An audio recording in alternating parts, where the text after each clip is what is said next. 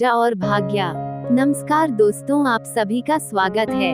आज की कहानी आपको बताएगी कि एक ही वक्त पर पैदा हुए दो बच्चों का भाग्य अलग अलग कैसा होता है। यानी कि अगर एक ही वक्त पर दो इंसान पैदा होते हैं या दो भाई पैदा होते हैं तो एक भाई का आचरण कुछ अलग होता है, एक भाई को कुछ अलग ही दुनिया मिलती है। यही सवाल एक बार एक राजा के मन में आया और राजा ने भरी सभा में, जहाँ पर बड़े बड़े विद्वान बैठे हुए थे, उन सभी से एक ही प्रश्न किया कि आप मुझे बताइए कि एक ही समय पर पैदा होने वाले बच्चों का भाग्य अलग अलग कैसे होता है। उन्होंने बताया कि जिस वक्त मैं पैदा हुआ उस वक्त अनेकों बच्चे पैदा हुए थे, तो मेरे ही भाग्य में राजा बनना क्यों लिखा हुआ था। एक विद्वान बीच में से खड़े हुए और उन्होंने कहा कि इस बात का जवाब आपको यहाँ से कोसों दूर पहाड़ी पर एक साधु रहता है और वह आपको बता सकते हैं। वो महात्मा तपस्या करते हैं, वो बता सकते हैं। अब राजा की मन में उत्सुकता थी सब कुछ जानने के बारे में, और राजा वहाँ चले गए और उन्होंने देखा कि वो महात्मा आग में से अंगार को पकड़कर खा रहे हैं। तो उन्होंने सवाल किया कि महात्मा जी, मैं आपसे पूछना चाहता हूँ कि एक ही वक्त पर पैदा हुए बच्चों का भाग्य अलग अलग कैसे होता है। तो उन्होंने उस पर गुस्सा किया और बोले, चले जाओ यहाँ से, जो पास में झरना बह रहा है वहाँ पर तुम्हें एक महात्मा मिलेंगे, उनसे तुम यह सवाल पूछ लेना। अब वह राजा उन महात्मा के पास चला गया तो वह महात्मा जो थे वो अपना ही मांस नोच के खा रहे थे, यानी कि अपना ही मांस निकाल कर खा रहे थे। राजा से ऐसे देखा नहीं गया। फिर भी राजा ने अपने आप को रोकते हुए यह सवाल पूछ डाला तो वह महात्मा बहुत गुस्सा हुए कि इस तरीके का सवाल दोबारा मत पूछना, चले जाओ यहाँ से।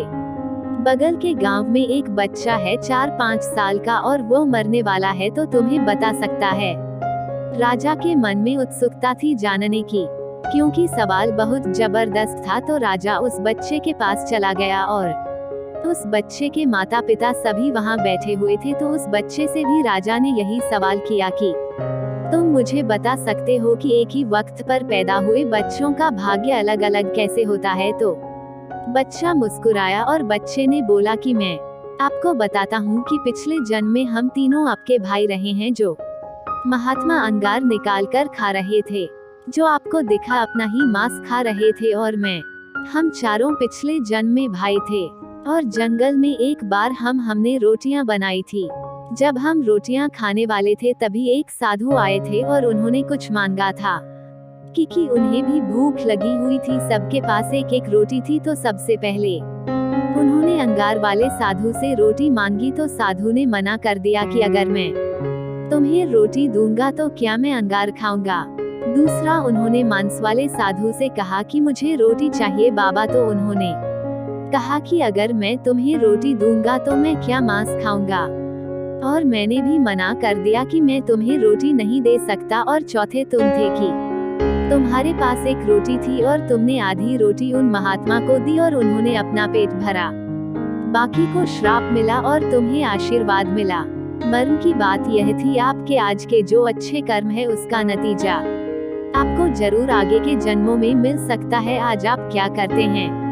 तो दोस्तों, यही एक कारण था। वह राजा था, उसका जो प्रश्न था उसका जवाब मिल चुका था कि एक ही वक्त पर पैदा हुए बच्चों का भाग्य अलग अलग कैसे होता है। दोस्तों, कुल मिलाकर बात यही है कि आपका कर्म यह बताता है कि आप कितना आगे जाएंगे, आपको अगले जन्म में क्या मिलने वाला है। इसलिए अच्छे अच्छे कर्म करिए दोस्तों, लोगों की मदद करिए, हमेशा स्वार्थी मत रहिए। दोस्तों, मुझे उम्मीद है कि यह कहानी आपको अच्छी लगी होगी। दोस्तों, अगर आप चाहते हो कि आपको और भी कहानियाँ मिले तो आप बिल्कुल सही जगह पर हो। यहाँ पर आपको मोटिवेशन से भरपूर कहानियों का संग्रह मिलेगा, जो कि आपको दिन ब दिन लाइफ में आगे बढ़ने की प्रेरणा देगा और आपको असीमित ऊर्जा से भर देगा।